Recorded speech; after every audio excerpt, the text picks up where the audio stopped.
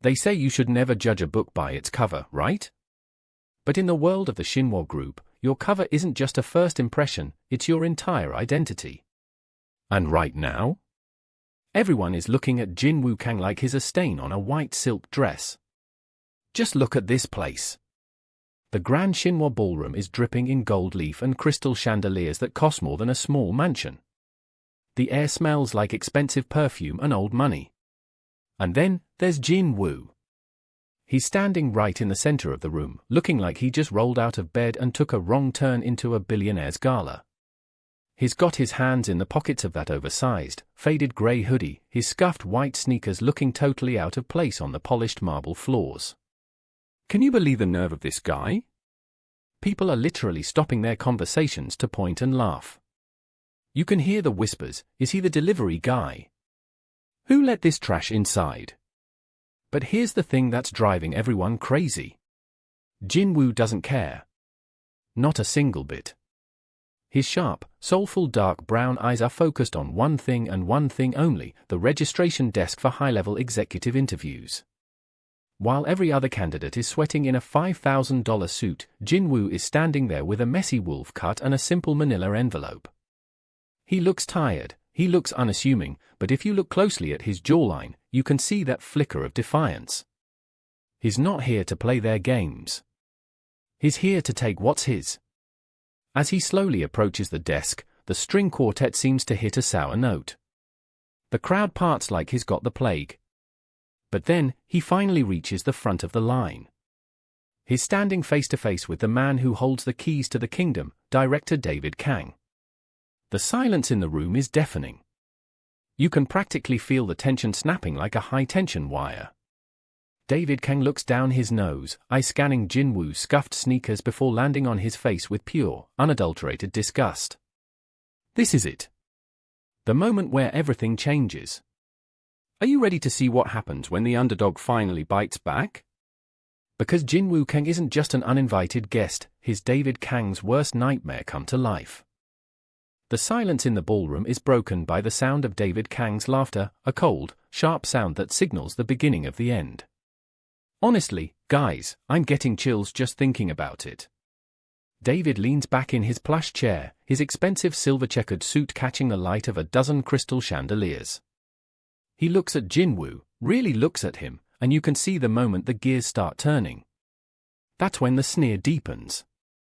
Wait a minute, David says, his voice cutting through the soft music of the string quartet. I know you. Can you feel the air leaving the room? Jin-woo just stands there, totally calm in his oversized grey hoodie and worn-out cargo pants.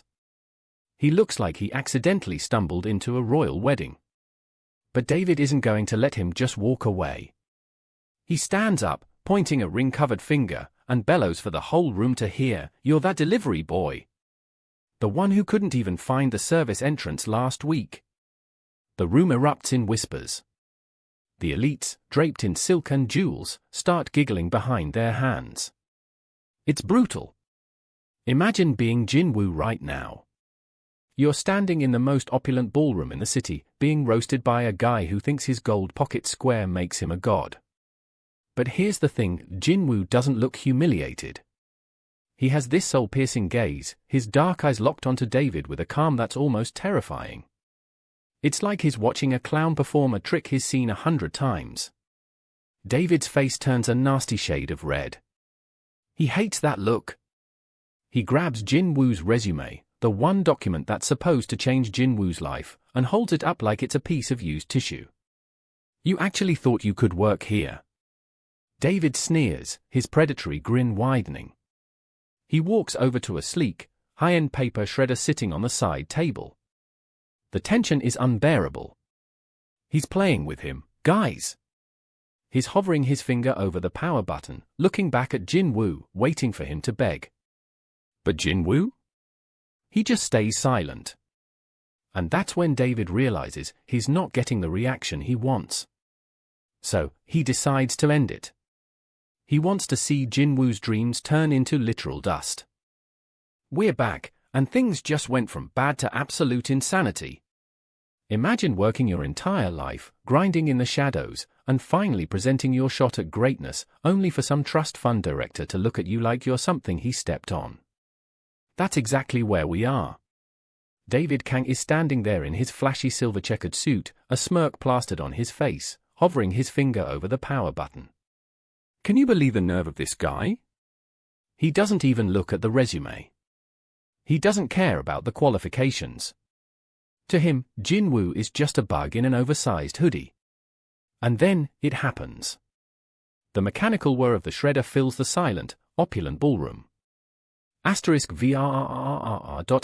Just like that, Jin-woo's future is being turned into literal confetti. David is actually laughing. He tells Jin-woo that the Shinhwa Group doesn't hire a trash. Talk about a power trip, right? But here is the thing that really gets under David's skin: Jin-woo doesn't flinch. He doesn't beg. He doesn't even look angry. He just stands there with those sharp, soulful dark brown eyes, watching his hard work turn into strips of paper. It's chilling. David is expecting a breakdown, a scene, anything to feed his ego. He even grabs a handful of the shredded paper and throws it at Jin-woo's feet like his feed-in pigeons in the park. Security, get this garbage out of my sight, David sneers. You can practically feel the tension in the air. The security guards move in, but Jin-woo doesn't wait for them to touch him. He just looks at the mess on the floor, then looks David dead in the eye. That look? It wasn't defeat. It was something way more terrifying. It was the look of a man who just realized his opponent isn't even worth the effort. Without a single word of protest, Jin-woo turns his back on the richest man in the room. He puts his hands in his cargo pants pockets and starts walking. The crowd is whispering, the chandeliers are shimmering, and David is left standing there, fuming because he didn't get the satisfaction of seeing Jin-woo break. Seriously, who is the one in power here? Because it definitely doesn't feel like Director Kang. Look at her. So-yeon Lee. Perched up there on the VIP balcony like a queen on her throne, watching the man she just tried to destroy walk away. She's literally sipping champagne while her wealthy friends snicker behind her. To her, this is a victory.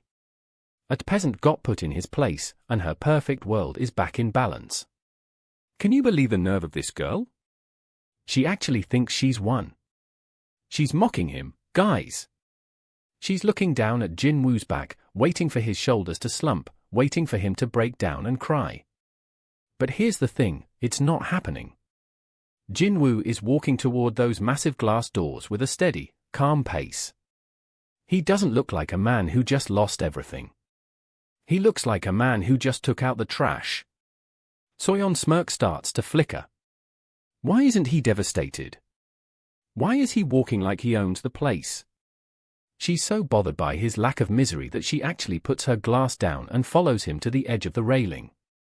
She wants to see the exact moment the cold air hits him and he realizes he's nothing. But as Jin-woo steps out of the grand Shinhwa ballroom and into the sunlight, the atmosphere completely shifts. The busy street noise? It just stops. A heavy, respectful silence falls over the entrance. So-yeon leans over the marble railing, her amber eyes widening. Because parked right there, in a perfectly straight line, is a fleet of black luxury sedans. We're talking the kind of cars even her family would have to wait months to order. And then, it happens. A man in a sharp black suit, Manager Han, steps out of the lead car. He doesn't just greet Jin-woo. He bows. A full, 90-degree, deep respectful bow. In the middle of the street. So-yeon is frozen. Her Birkin bag is practically slipping from her hand. Who is this guy? Who did she just kick out of her party? That loser in the faded hoodie is being treated like royalty, and So-yeon is about to realize she didn't just throw away a resume, she just threw away her only chance at survival. He's just walking away. Can you believe it?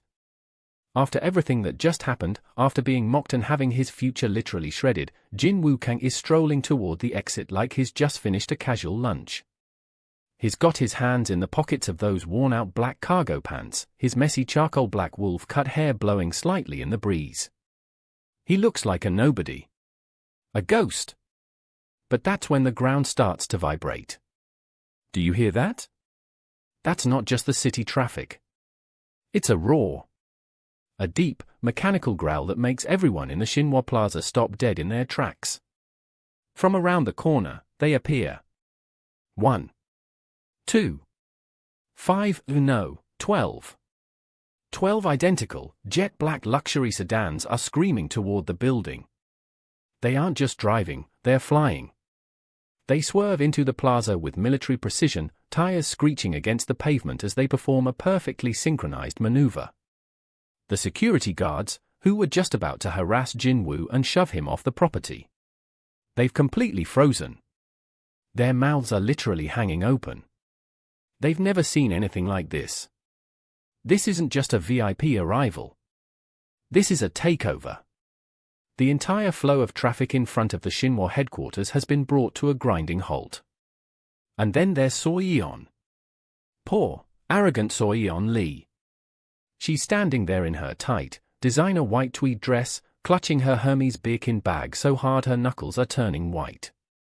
Look at her face, the smug smirk is gone, replaced by pure, unadulterated confusion. At first, she probably thinks this is for her, right? Or maybe for some high-level board member. But then she sees where the cars are stopping. They aren't going to the main VIP entrance. They are circling. They are surrounding the bottom of the steps. They are surrounding Jin-woo. The lead sedan, a car that costs more than most people make in a lifetime, glides to a stop exactly 3 inches from where Jin-woo is standing. The sun reflects off the polished black paint, casting a shadow over our protagonist. He doesn't even flinch. He just stands there, his sharp, soulful dark brown eyes calm, while the world around him descends into chaos. So-yeon's heart is hammering against her ribs now. You can see it in her eyes, that terrified realization. She's looking at Jin-woo, then at the fleet of cars, then back at Jin-woo. She has no idea who this man actually is, but she's starting to realize she just made the biggest mistake of her life. The air is heavy with tension. Nobody is breathing. Nobody is moving. And then, it happens. The heavy thunk of a door unlocking. The silence of the plaza is broken by the sound of a handle being pulled. The world stops. Right there, in the middle of the street, the air turns to ice. You saw those white gloves, right? Those aren't the gloves of some random driver. Those belong to the man who manages the shadows of the city's most powerful empire. As the door swings wide, a figure steps out that makes the entire crowd gasp in unison. It's Manager Han. The legend himself. Every socialite in that ballroom knows his face is the gatekeeper to the Kang family's throne. So-yeon's heart is probably doing backflips right now. She's thinking, finally! Someone important is here to see me. Someone to witness my triumph. She actually starts to smooth her dress, a smug smirk crawling back onto her face. She thinks the cavalry has arrived to escort her away from the trash she just humiliated. But wait, look at Manager Han. He isn't looking at So-yeon. He isn't looking at the influencers or the photographers. His eyes are locked, with laser-like precision, on the man in the faded grey hoodie. Can you believe the look on his face? It's not pity. It's not even recognition. It's absolute, unwavering loyalty. He starts walking. The crowd parts like the Red Sea. So-yeon's smirk begins to crack as he walks right past her. He doesn't even give her a glance. He stops exactly 3 feet in front of Jin-woo. And then, the moment we've all been waiting for. The most powerful manager in the country bends his back in a perfect, spine-snapping 90-degree bow. The silence is deafening. You could hear a pin drop on the asphalt. So-yeon's Birkin bag slips from her fingers, hitting the ground with a thud that signals the end of her world. She looks like she's seen a ghost. No, she's seen something much scarier. She's seen the truth. The man she called a delivery boy, the man whose resume she shredded into confetti, he isn't just someone. He's everything. Jin-woo doesn't even look surprised. He just stands there, hands in his cargo pants, looking as calm as a deep ocean. The power dynamic hasn't just shifted, it has been completely annihilated. Manager Han looks up, his rimless glasses glinting under the streetlights, and speaks with a voice that carries the weight of a billion-dollar empire. He says the words that change the game forever. Are you ready for this? Because nothing will ever be the same again.